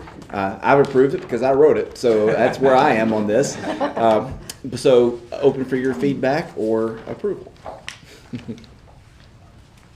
We probably would like a motion on those, but let's get a motion and second, and then we can have the discussion. How about that? Move that we approve the goals for next year. Okay, Chris. Second. Second, Charlie. All right. Any questions or modifications or suggestions for Dr. Dyer? Those are what we'll evaluate him on next February. The board will. I just wanted to mention how much I've enjoyed seeing that portion of our evaluation evolve. Yeah. I think that we're there now. I think we've got some really good measurable goals tied to the strategic plan that are more immediate than some of the longer range ones that I think that are targeted to helping the school system continue to improve and grow. So. Yeah. And it gives an end date. I mean, it like you said, it's immediate more than out there in 5 years. So, Yeah. Nate, were you going to say something then? Okay. Dr. Dyer, are they helpful to you? They are, and it makes me go back and look at our strategic plan, and then also all the evaluation meetings that I have individually with you, and kind of go through that, and then put this together. And I think it's a good document. My goal is I'm gonna put this somewhere on my computer so I'm looking at it every day, and that way I can. I need those reminders just like everybody else does. So You need to I make think that's it be really your good. screensaver go across your screen. Dr. Raper, you heard that right? We're gonna have to work on that. You can do that. And then when you sit down before you even turn on your That's computer, right. It's those right goals there, pop ready to right go. up in But no, front I of think I agree. We've gotten to a point now where we've all kind of figured this out the way we want it to work. So it's good. That's very good. Okay, motion and second. Peggy, did you have a question? No. Okay, all those in favor say aye. Aye. Aye, it's unanimous. Excellent. Okay. Transportation update, Mr. Taylor. Thank you for being here. Well, I just want to address tonight with you, we've had some challenges this year in transportation. I'd like to also kind of back up where we were 10 years ago and compare that to where we are now. 10 years ago, we Paul Ramsey had implemented a student contract, so we had a list of, a loose list of riders on the buses. But we didn't really have a true roster of who was getting on the buses and who was getting off the buses. We only gave a one-time-a-year report to the Department of Education. We had no idea what the distance was actually between the student's house and the school that they went to. And basically the federal government was not involved in licensing as far as at our level. We had the state Board of Education was not involved in who we picked as bus drivers. And our training at that time consisted of basically finding somebody that wanted to be a bus driver. We would send them down, they would get their permit on their own, they would come back to us, and on their own dime, we would train them and they would go get their license. A lot of things have changed. A lot of things have happened in 10 years. So if we can go to the next slide there. Good. These are our general statistics today. We have 28 bus drivers, 10 bus monitors, and 3 teacher monitors. 28 bus routes, 5 of which are sped, 2,948 students with transportation plans. That means they're signed up, so sometime during the year they will ride a bus, if not all the time. We're running about 2,000 a day. It can be as many as 2,300 on Fridays because a lot of kids that may do other things during the week will ride on Fridays. We are driving 1,212 miles every day in our school buses. So we're covering a lot of territory in a day. We'll go to the next page here. We now have Transact. Transact is our program. It provides us with routing, field trip reports, and we also have a work order program through Transact. What this does is it meets the work order program meets the qualifications that the state requires now to keep up with all your bus records. Even after 5 years after you've had the bus, you have to keep up with those records. These are the students. We've cut the names off on the right so you wouldn't see the names, but each one of those stops, that's how many is at each one of those locations as a student. That's not all the stops, but just an indication of what we can look up now when we're looking at our routing map. We can go to the next. This is an example of a route sheet that will tell us where we stopped. This is bus 37. This year we are in desperate need of bus drivers. So we've had to combine routes. We've had to get very kind of imagination with what we've done to do this particular route 37 has to go to the middle school. We have so many students in that route that it has to go to the middle school, come back and run a second middle school route and try to get them on time to the school because basically we have too many students. And then that cut that bus out of being able to do an elementary route. So, you know, this year we're being challenged to figure out how to do things differently. And so this is one of the routes, but we at least can keep up. As you see those times, those are the times, the actual times that the bus stops. And if we can go to the next one, this is our GPS routing system. It keeps up real time with where the buses are. So we actually know every place a bus goes. We know when it stops. We know when the stop sign comes out, when the stop sign goes back in. And so we're able to make sure that the drivers are going to the stops. We're able to keep up with them. If there's an accident, we know where that bus is. And that's a big deal. Whenever my very first year here, we had a bus actually catch on fire. And the fire department, everybody had a hard time finding it. Now we don't have that issue. We got that out. It wasn't tragedy or anything, but still, it's nice to know that we can identify everywhere a bus is in our system, and we know, you know, how to get to it.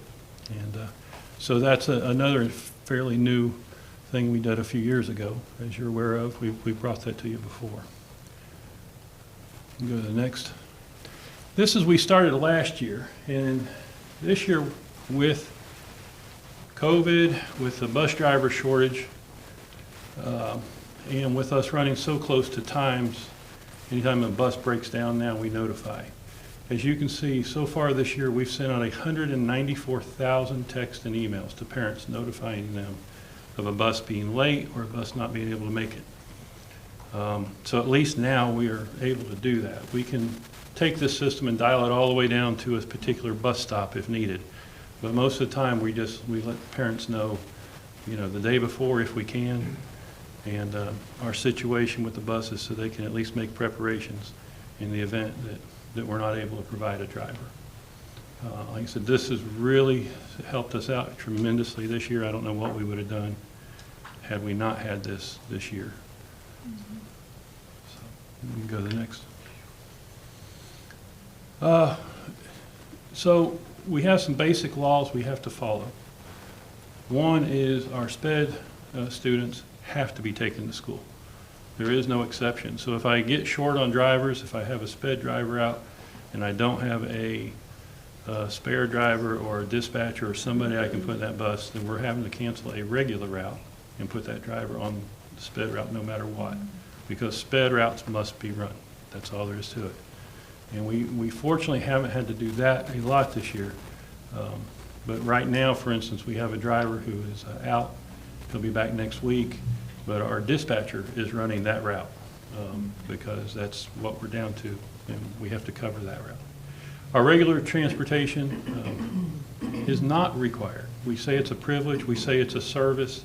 I like to look at it, it's a service that you as a school board agreed a long time ago to provide.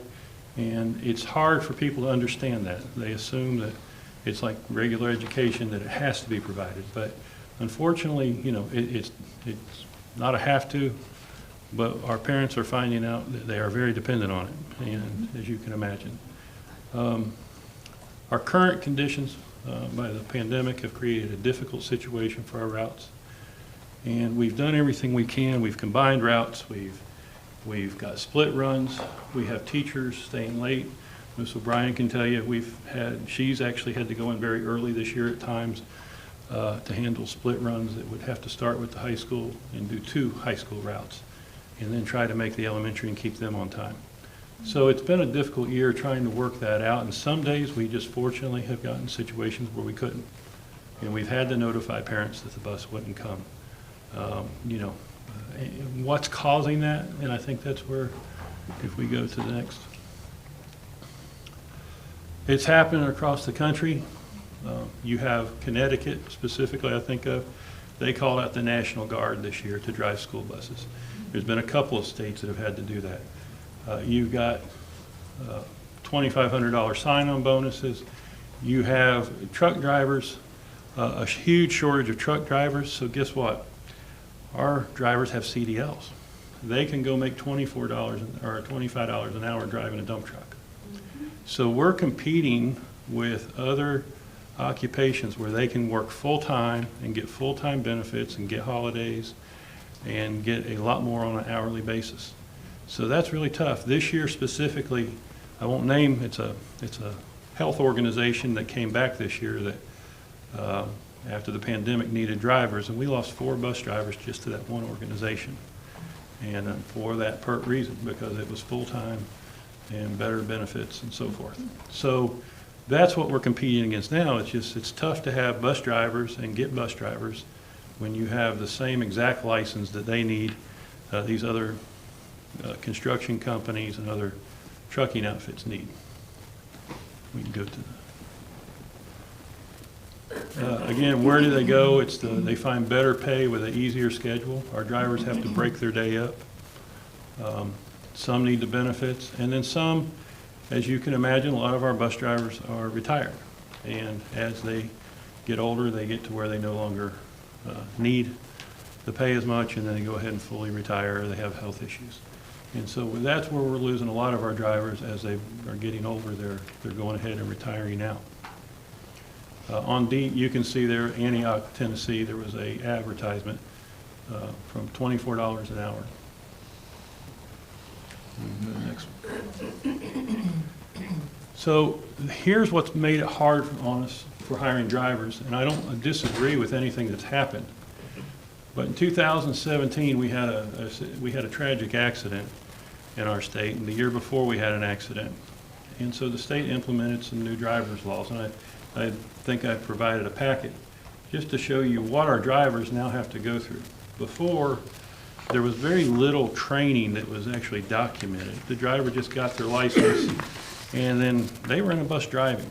And now you can see by the packet I provide you, that's what April Miller, our trainer, has to do with a driver. That's why it now takes 2 to 3 months to train a driver.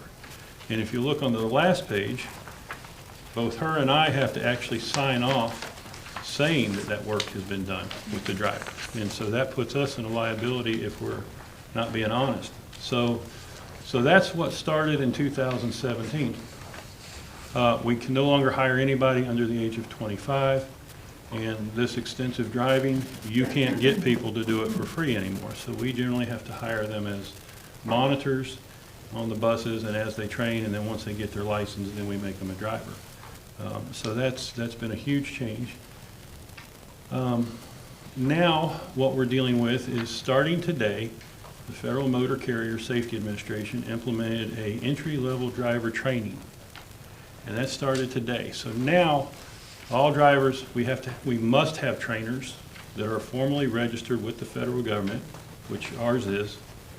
She must cover certain theory and classroom hours that we must document. She must test on that theory. And then she has to cover certain hours on the driving range, and then she has to cover certain hours on the road. We have to document all that and then send it to the state and get their approval that they agree with us before we even send somebody to take the test. So the new federal requirements have just made this a much more difficult process for getting bus drivers. And again, that starts today. It started today with the federal requirements. So that's where we are. I came to y'all, and I wish I could have lots of good news. We have good drivers. We have good drivers. We are doing our best down there.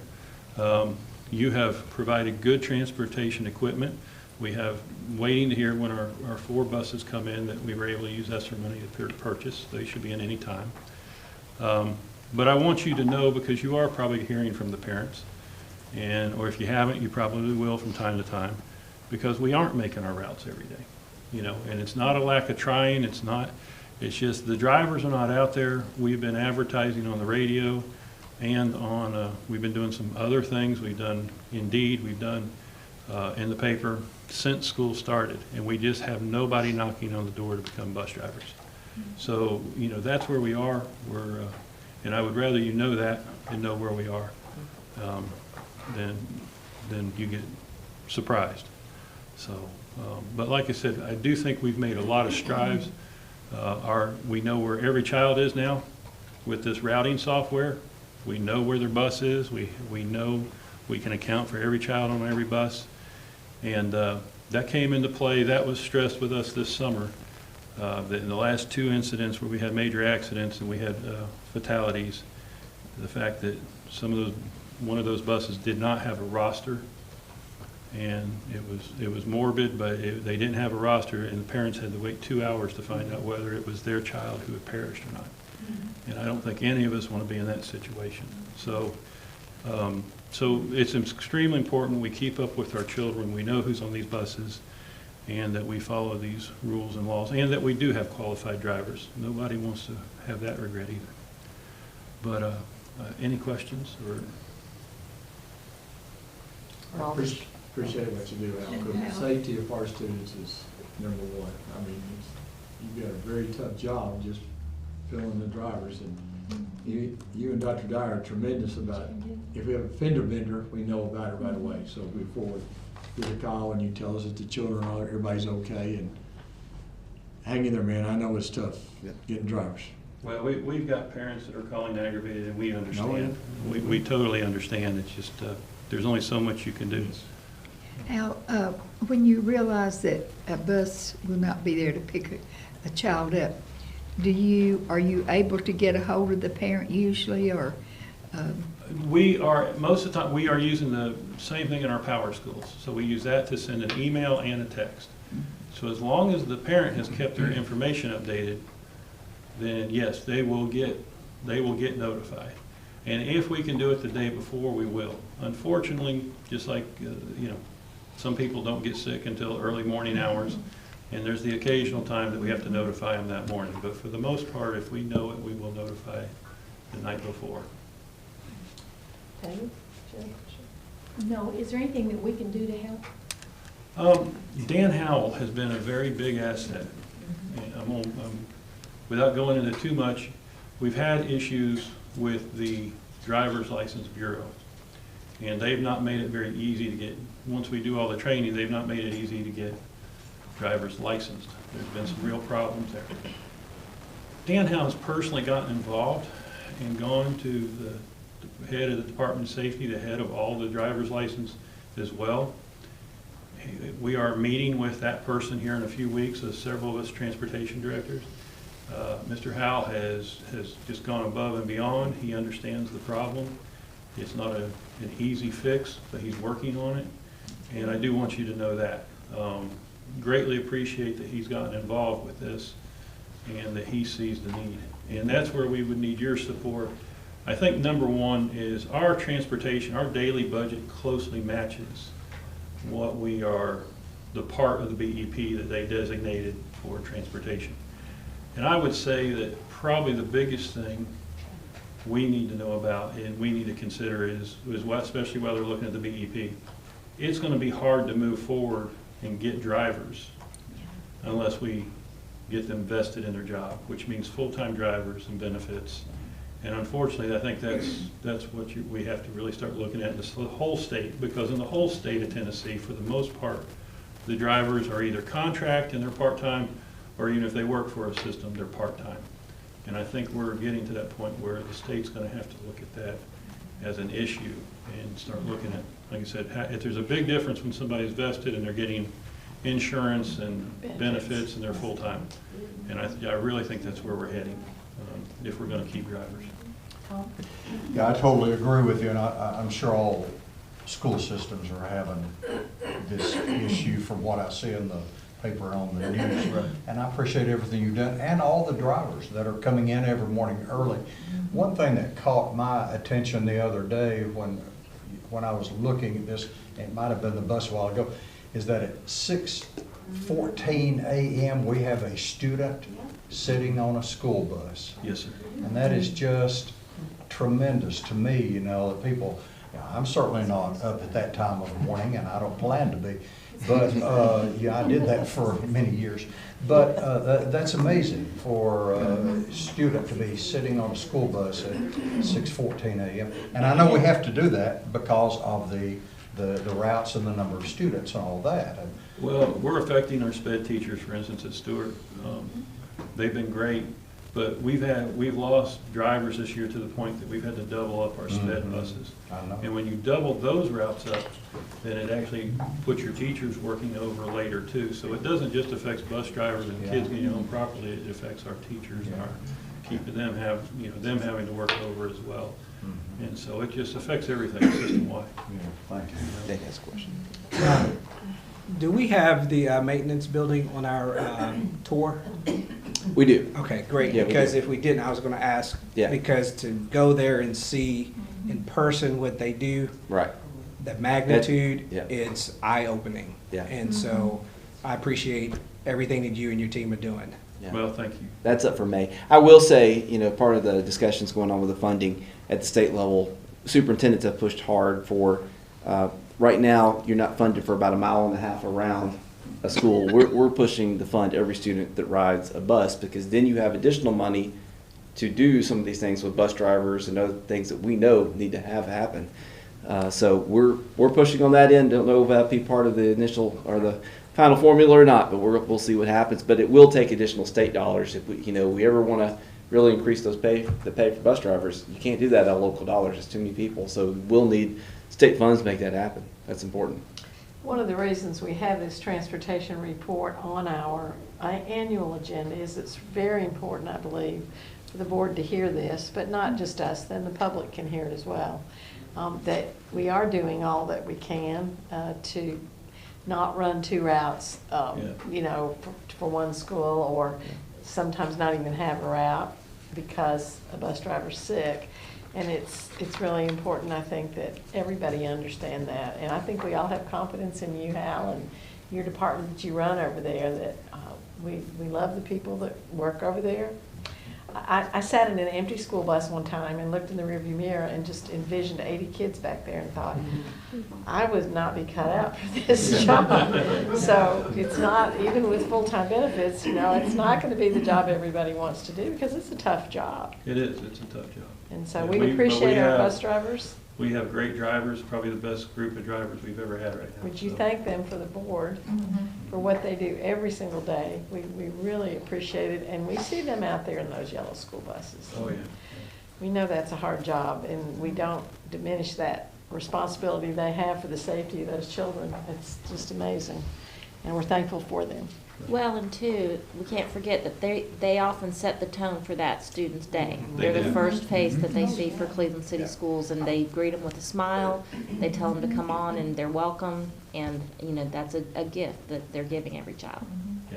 Just before I came up here, we had the police call about a lost child, and they called right back, so we found her, but the bus driver was still there. I asked Carla King, I said, did you have this girl on your bus? Oh, no, she didn't ride this afternoon. Carla King can tell you every child that gets on that bus in the morning and afternoon route. She can tell you what they were wearing.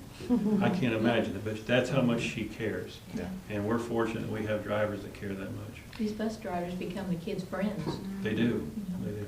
Well, the parents too, you know, especially when they're at the bus stop to greet the kids. They know, kids know they're bus drivers, and mamas know those bus drivers too. Yeah. So we're thankful for them. So thank you, Hal. Thank you. Appreciate it. Yes. Appreciate it. Any other comments on that? All right, if not, we will go to the appointed committees. Our site committee is, Charlie is going to be the chairman, and I would like, if it's okay with you all, for Krista and Peggy to be on the site committee. Ooh, I love the site committee. You love the site committee. So we have to be the ones who remind each other, yes, we're on the site committee. And Carolyn, if you'll be the alternate, I would appreciate that. Tom, I'm sorry, I wrote you out again. I know, I'll give up. The policy liaison is not really a committee, although we used to have a policy committee, and we've kind of thrown this around, and again, I'm picking on you, Nate, as the newest member, but it's so good to see our board through the eyes of a new member because they can put some perspective. So Nate would like to be the person who connects with Dr. Dyer over the policies and gives the report at the board meetings. We don't have to vote, that's not a committee unless you want to, but I want everybody to say yes or no. If you don't think we need that, you think it's going to add too much time to the board meeting, whatever, let me know that. But I've asked Nate if he would do that this year. And of course, everybody has their tale to tell them. Oh yeah, they made me do that one year. You know, I think we've all done it except for Nate. So that's why I kind of asked Nate to do it. No pressure. So now you know you'll be you're in bad trouble when you get appointed to that committee. But thank you, Nate, for agreeing to do that. I appreciate that. Is there anything else anybody else has? Julie, was there something? Don, I have a state board meeting next week, so I'll be going to Nashville, You'll have some good and I'll weather. let everybody know what good things happen over there. Okay, well, we need to put you on for a report maybe the next meeting too. That would be great. And I do want to thank you all. Last month I did not for electing me as chairman. I don't take it lightly, but it is my pleasure and honor to serve with each and every single one of you. I learn something from you every single month. You are very good about contacting me or Dr. Dyer with suggestions or not complaints. You never do that. But, you know, to get better as a board, and we're going to talk about that in our retreat, and that's a great opportunity. But I want to personally thank you because I learned so much from each of you. And so I wanted to put other on the agenda so I could say that. So thank you all. Anybody else? Peggy? Yeah, I was going to mention, I think, is Caitlin, is this your last time to be with us? Because you have done such a great job, and I just want to say thank you. And I know the rest of us feel the same way. You do a terrific job. Yes. And we're going to miss you. We are going to miss you, Caitlin. It's been a pleasure.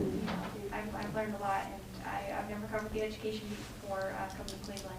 And it's become my passion, and I hope to continue doing that throughout my career. So. Very good. Very good. Then you can come back and educate us some more. I'd love to. We all love to learn. We're moving to Ohio, you told me, right? Ohio? Let's give her a hand.